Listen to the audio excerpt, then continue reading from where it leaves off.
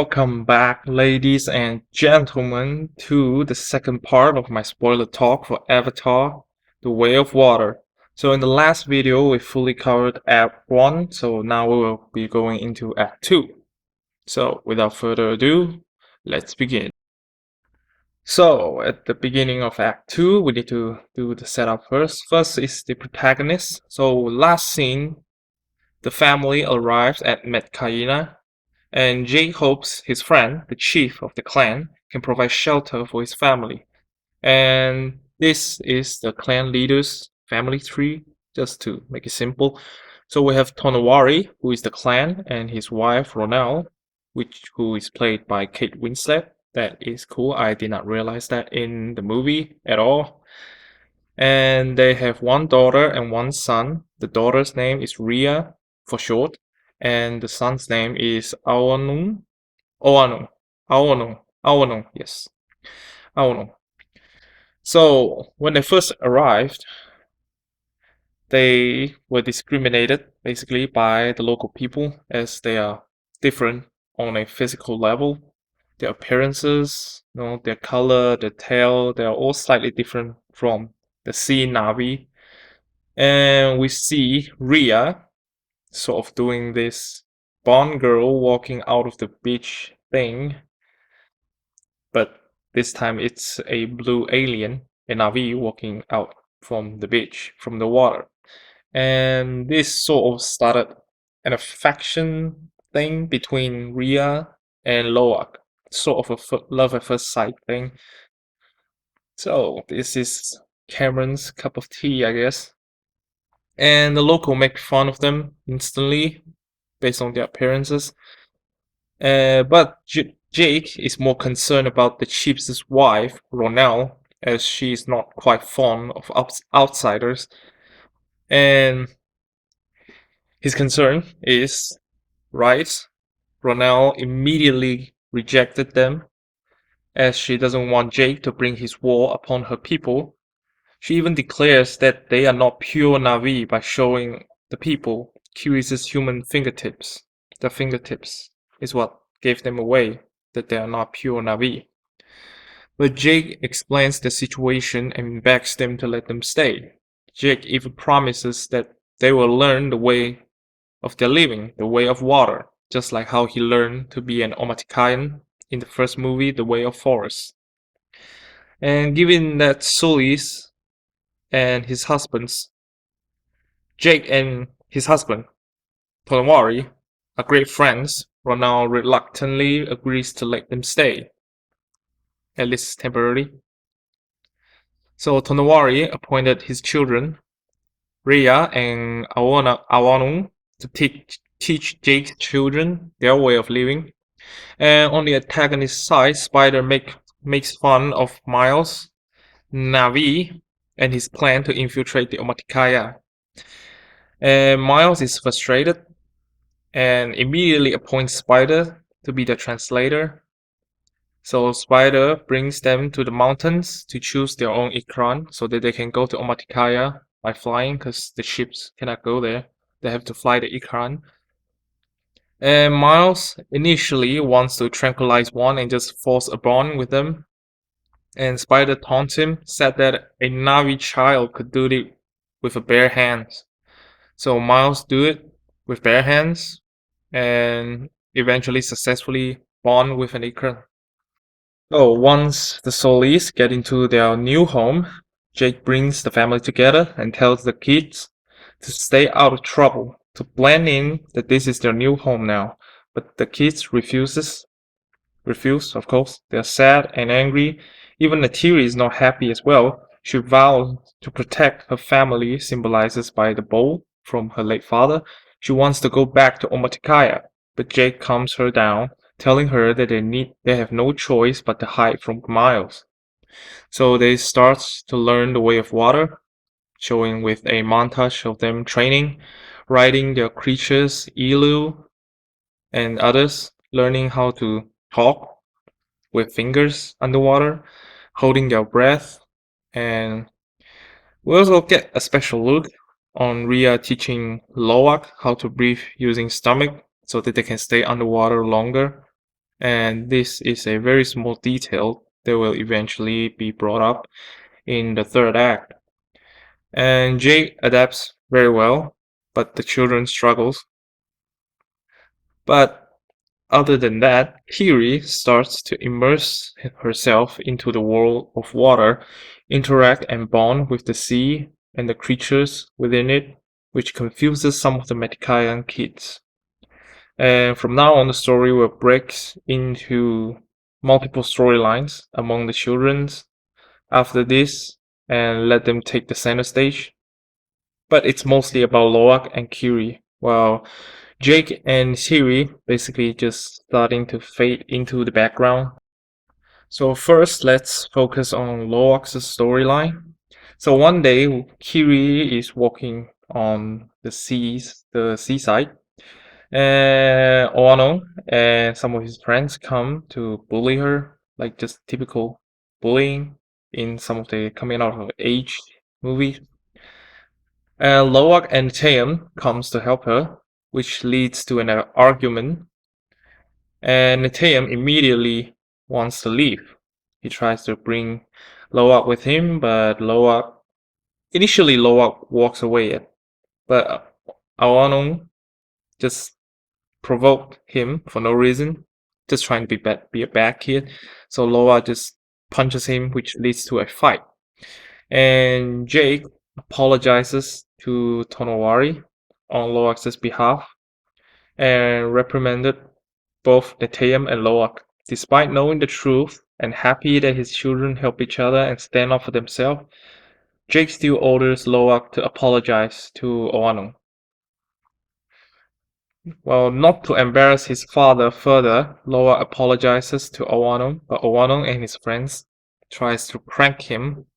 They lure Loak into the deep sea far beyond the clan border and left him there. Loak gets chased by a giant sea creature, but luckily, yes, coincidence happened again, luckily saved by a Tukun, a bigger, better fish, like in Phantom Menace. So Loak helps the Tukun getting rid of a hunting gear stuck on its fin, and then they sort of become friends. The Tukun takes him for a swim. We got a very beautiful montage of Tukun swimming while Loak hanging on to his fin. Yes. It's like a 5 minute montage, but no, it's beautifully shot. It's great. And Loak sees the other fin on Tukun's and it was cut off. He asks the Tukun what happened but didn't get an answer. So Loak goes back to the clan when he realizes that everyone else is looking for him. And Tonowari was informed by Taeyeon about his son's action and demands Owanon to apologize to Loak. But Loak defends Owanon and takes the blame. He also tells Tonowari that a Tukun with a cut-off fin saved him. Tonowari is furious, telling Owanon to stop seeing the Tukun. But Loak won't listen.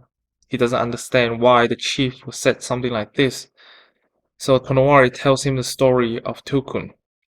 The Tukun that Loak met is named Payakan. And in the ancient times, Tukun fought amongst themselves, which leads to only more killing. So killing is forbidden among Tukun. But Payakan once killed many of his own kind, hence he is being outcast. Loak disagreed. He doesn't believe that Payakan is capable of doing such things. And seeing his son is disrespecting the chief, Jake quickly pulls him away and tells Tonowari that he will deal with Loak. And by defending Oano, Loak earns his respect and they started to become friends. And Jake is actually pretty happy that Loak finally bonds with the local people. And after that, we see the kids are talking. All the Forest Navi's kids are amazed with Loak bonding with a Tukun, while the Sea Navi's kid telling Loak not to do that again. as per ordered by their chief. They tell Loa that each Tukun has a special bond connection to the sea Navi, like a spiritual connection, like a spiritual family, and which we will see later in the film. Just like how an Ikran is bound to an Omatikayan for life. They really don't want Loak to see Payakan again. They don't think it would be wise to do that. But Loak doesn't believe them, and he decided to go and fight Payakan, ask him for the truth. He even has a little argument with Neteyam before setting out to find Payakan, telling Neteyam that Payakan is his brother.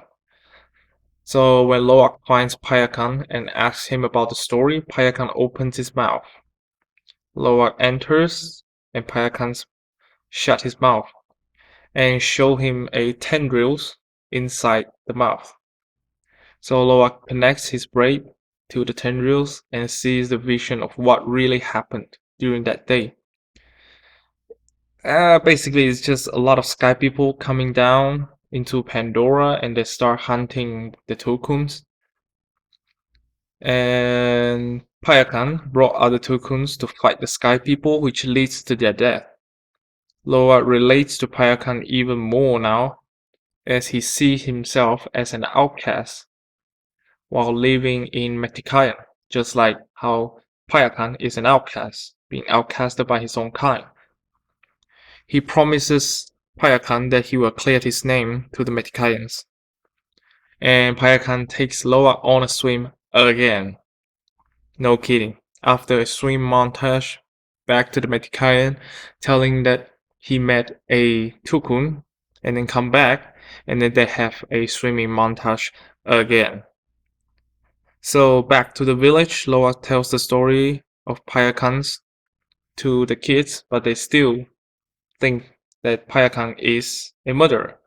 This pisses Loa very, very much. And he wants to tell Tonowari himself, hoping that the chief will help Payakan. But Ria stops him. She tells him that despite it is the Sky People who did the killing, it is Payakan's action that lead to the death of multiple Tukuns. So all the blood is still on his hands. The chief won't help him. So Loa has no choice but to give up the idea. So now move on to Kiri's side of the story. So when they first settled at Metkaya, she is sad and she misses home and she misses Spider. But then she bonded with the sea during the training with Ria and Oano. She can connect to the sea in a mysterious way where sometimes she can even command the sea, the fish and other aquatic creatures inside the sea. This spiritual bond with the sea makes her feel less homesick and totally forget about Spider. This bond also set up the mystery of her father, which is confusing by the way. First of all, we don't get the answer in this movie. It is in other movies, I guess, in the future, perhaps, which makes it even more confusing. First of all, in the last movie, Dr. Grace was believed to be dead during the ritual to transform her mind into a Navi body, or so it seems. But at the beginning of this movie, we were told that Kiri is her daughter, which is how? We were shown that Dr. Grace's Navi body is in the water pot this whole time. If Kiri was created, then why would she think that she has a father? And if she is created in the lab, why does she have the power to command the sea? Just nothing is connected here, and we really need some answers. And it better be good, because there's like thousands of plot holes in this one thing. And no matter how you see it, it's just a giant plot hole. And this storyline sort of just ended here, unfortunately. The movie is only halfway done, so they need to find something for her to do. And this homesick thing basically just ended and will be brought up just like in one line after this. So they can eventually put that line in the trailer and make it sound cool. And after some time, the Sea Navi kids, Ria and Oano, bring Jake's children, all of them, to their secret lair. their tree of souls, like the one in Omatikayan, but this one is underwater.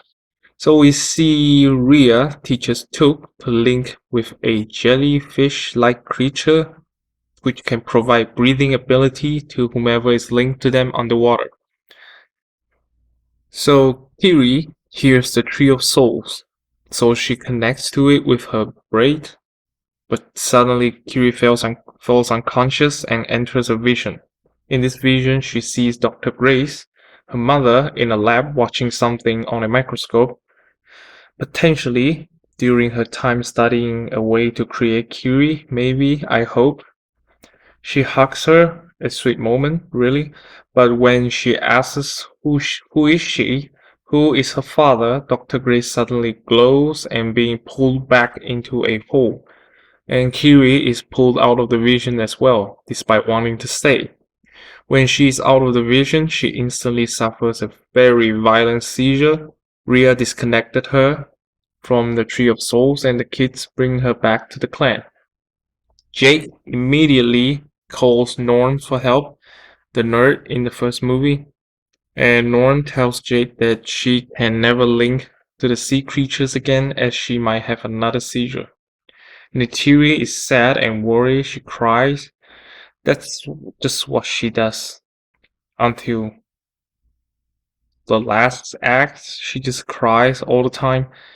Ronald, sort of a healer of the clan, is not fond of seeing all the equipments and scientists when enters the camp.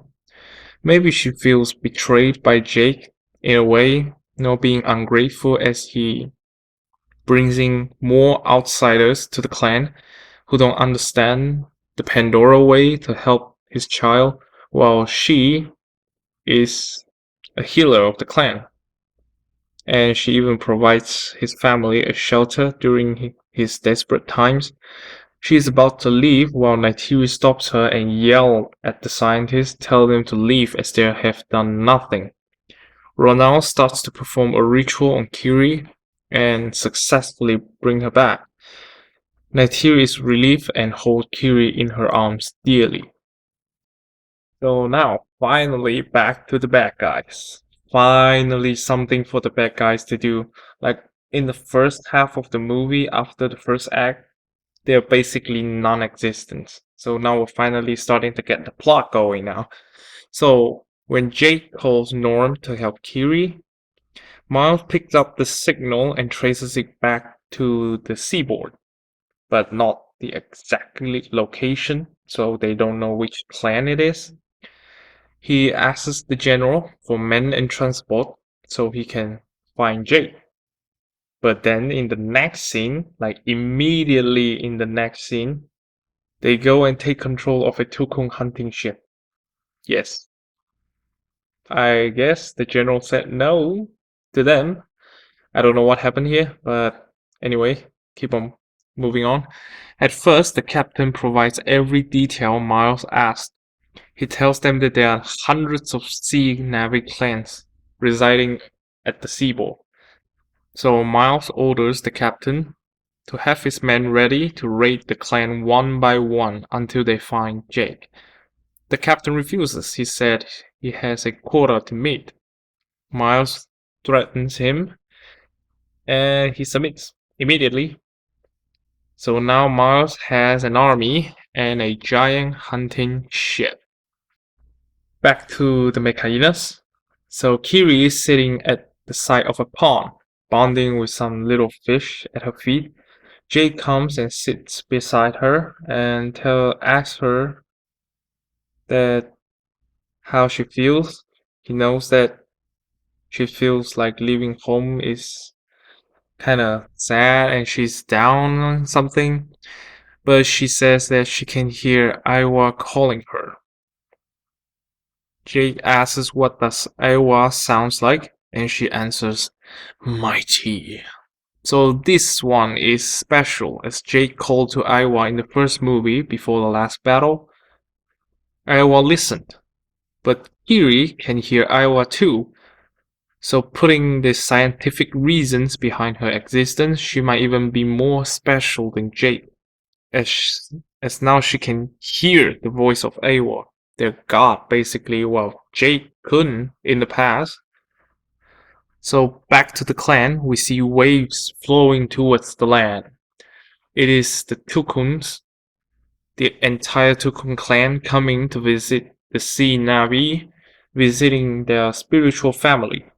We also see Ronel having a friendly interaction with her spiritual Tukun.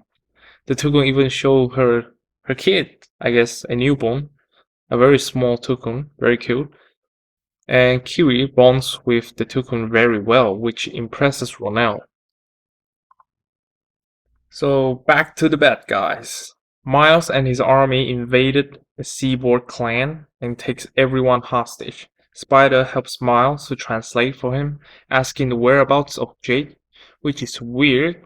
In the first movie, we learned that Dr. Grace was the one who taught the Omatikayan to speak English, and now these Seaboard people can't speak English. But why the hell can Metcayan clan speaks English at all? Like their English is very good, better than mine. This is just one for the lore breaking plot hole. But moving on, none of the locals know. Miles doesn't give up. He even killed their Ilu, the creature that they ride. But the Navi still couldn't give him an answer because they don't know. All the Navi cries out loud as their Ilu are killed. Spider begs Miles to stop and leave them alone. Miles orders the army to burn down the natives' shelter. So Miles realizes that this is a waste of time, as searching all the clan is basically impossible. But seeing how much the Navi care for their animal friends, he orders the captain to start a hunting spree on Tukun. Then we get a breathtaking sequence on how the Sky People hunting Tukun. The hunting process shows how cold-blooded the Sky People are. They even uses Tukun's emotion against them. The captain knows to ignore the Tukun children as they go straight for the parents. He said that the Tukun child swims slower, so their parents will slow down as they won't abandon their child. The hunting shows how the Sky People is brutal as well, the entire process involving impaling Tukun's body to stick airbags on them until they can get a perfect shot to kill it. It's just brutal. Then we see a scientist showing Miles the process of extracting an enzyme from the Tukun's brain.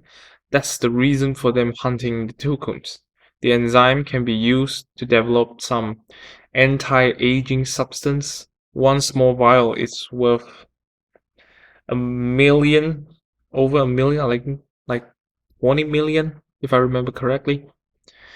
And we are shown that the scientist is clearly against all this, against all the hunting and all the invading shit.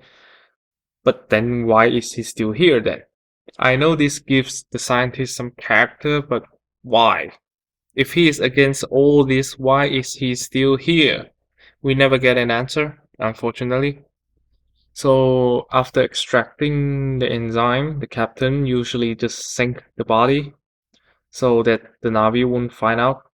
But Miles wants them to leave the body there so that the Navi clan can see it, hoping this will cause the Sea Navi to betray Jake and flush them out. Long game, I respect that, but did the idea of this action pissing off all the Sea Navi clans and bringing them together to fight you occur to his mind? I mean, this is exactly what happened in the first movie. I guess he just never learned, does he?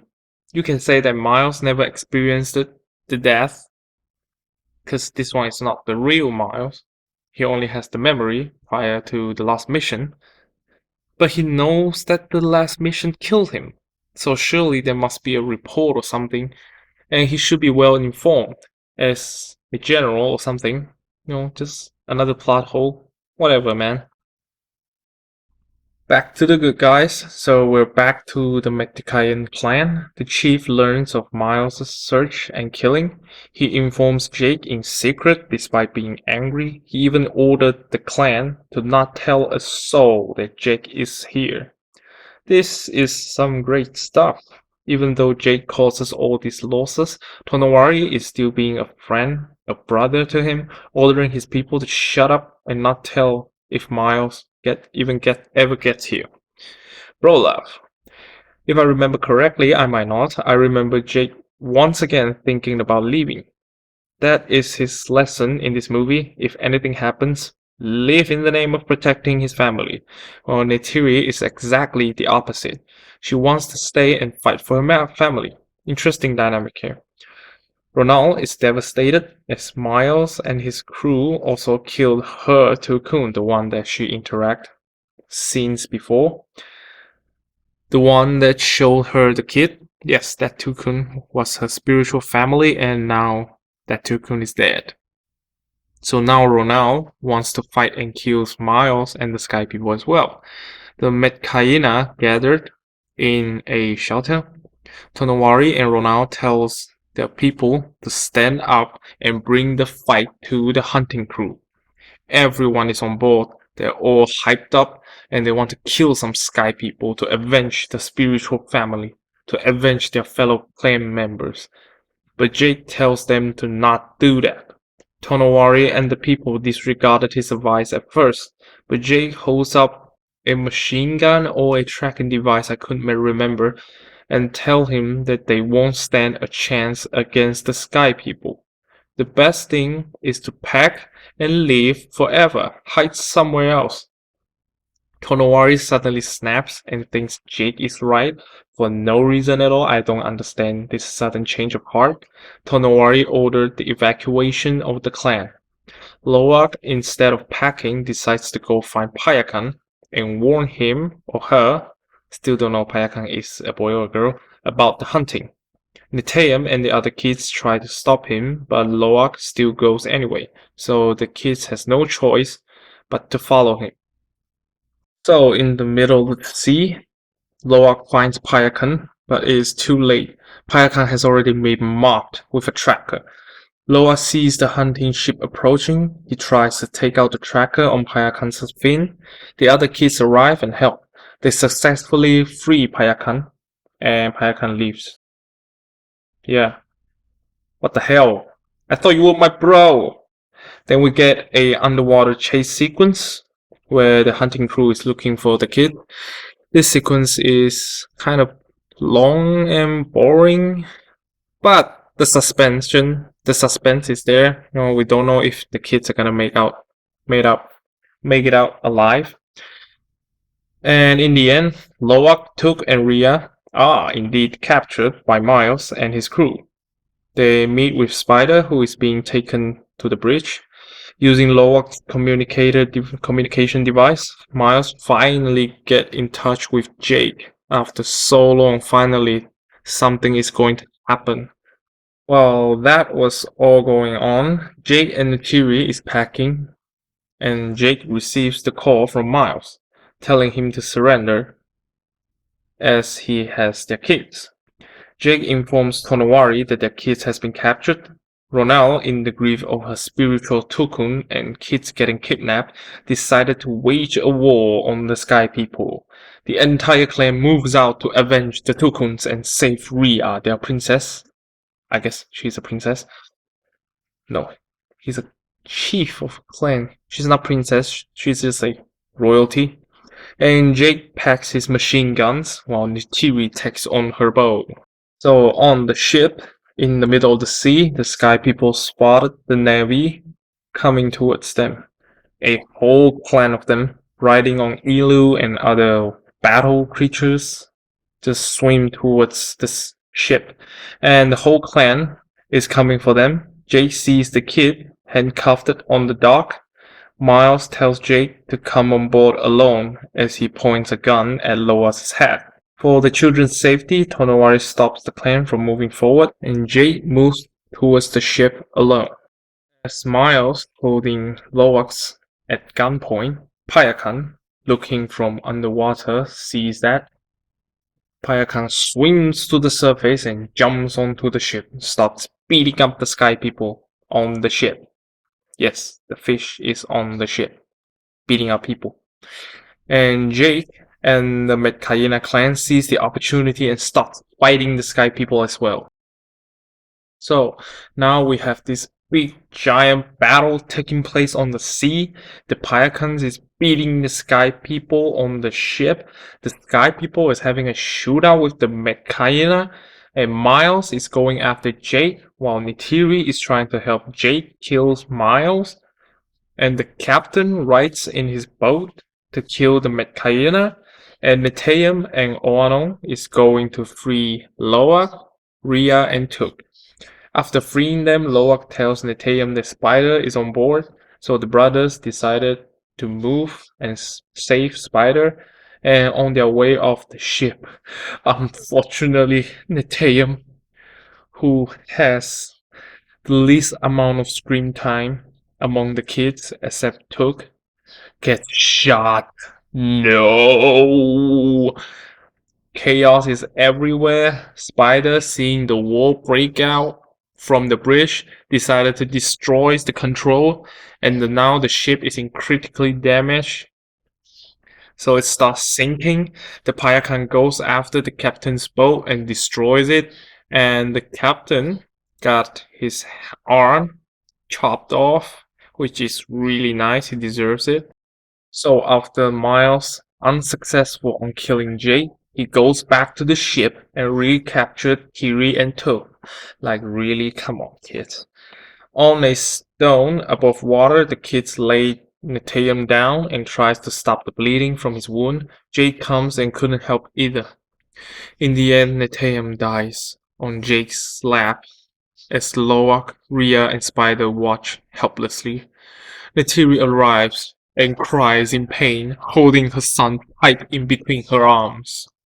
Miles contacts Jake again, telling him to come onto the sinking ship, as he has Kiri and Tuk with him.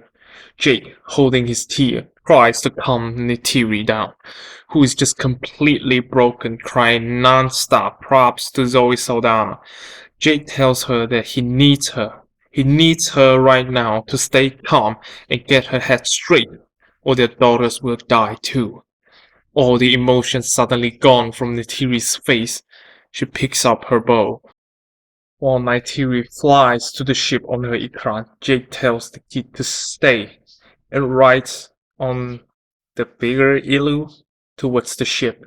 Loak, despite having his brother dead already, still doesn't learn a damn thing, insists on going to the ship against his father's order, and even after Rhea tries to stop him, he learned nothing from the movie. This is one of the biggest problems I have with this movie. We've wasted so many times in the second act building up Loak's eventual demise as he learned that his action causes the death of his brother in a way, although that the execution and the way his brother died doesn't really relate it to him, but it kind of is. But now in the final, the most important moment of the movie, he still decided to go like he always does. He learned nothing the entire time. Throughout the movie, we were just sitting there being idiots watching this buckle of a storyline. And Spider goes as well, trying to save their daughter. Will Miles kill them? Or will Jake finally defeat Miles once and for all? So, after making this video, my perception towards the movie definitely changed. And it's really not for the best. I think it's getting worse and worse each time I try to rethink the entire movie. It's like the visual effects is its only saving grace at this point. Like the story structure was just so weak and so many plot holes. Like a wind blows, the entire story structure just falls apart. Like there's so many problems in this act alone. We got Kiri, who missed home and Spider, and then just suddenly stop in the middle, and then starting to hear Awa, which connects to her homesick thing, but not really. And then this movie this act, the second act, gives me the Batman v Superman Dawn of Justice vibe, you know? Like, it's just a giant trailer, a big setup for the sequels. And because of that, the movie tries to fit in so many things and nothing makes sense anymore. Like, you need to see the sequel in order to understand this movie. That makes this movie just unbearable at some point. Convenience are used to the max to push the plot along, and character do things that just doesn't make sense, not within their character. They're out of character all the time.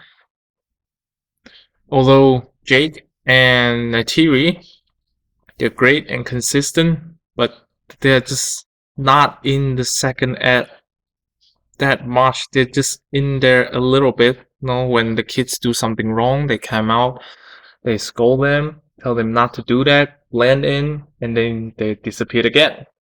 And this is gonna be a huge problem in Act 3. Because in Act 3, the final battle, it's not about the kids. They don't do shit. It's again Jake versus Miles, which is just like why? The entire second act, they don't interact, and Jake doesn't do anything other than scolding their kids. It's weird. But you know, still Avatar, James Cameron, so the visual effect alone, I still think, is able to save this movie. Because you can watch it, but if you think a little deeper about it, it's just gonna fall apart. So that's my opinion on the movie after making this video. Not a very good thing. So expect the next video. Thank you.